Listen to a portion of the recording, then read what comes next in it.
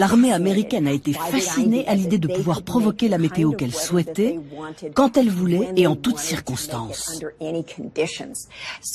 Si des chars ennemis se dirigent vers telle région, il est possible de les embourber. Pour être sûr que telle armée va manquer de vivres, on peut provoquer une sécheresse pour détruire les cultures. Si nos avions sont bloqués au sol par le brouillard, on dégage le ciel.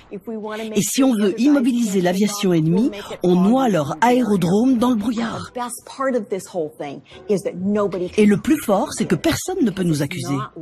Ce n'est pas comme une arme nucléaire qui génère des radiations dont on peut retracer la provenance.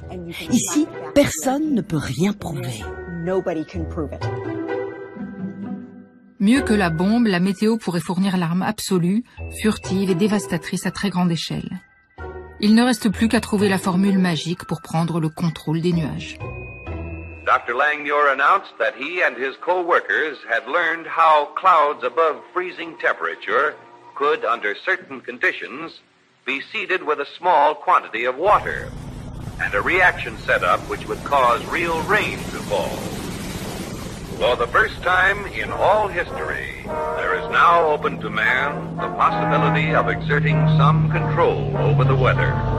Probably the most remarkable achievement of the year. Alors ils vont investir dans un programme, le projet Cirrus, basé sur les recherches de Langmuir. Des avions militaires prennent leur envol avec l'objectif d'essayer de produire des trous dans les nuages. Cela peut sembler futile. Pourquoi faire des trous dans les nuages? L'idée était la suivante. Si vous devez atterrir et que vous ne voyez pas la piste d'atterrissage, en répandant de l'iodure d'argent depuis votre avion, vous pourriez faire un trou dans les nuages afin de voir le sol et de pouvoir atterrir.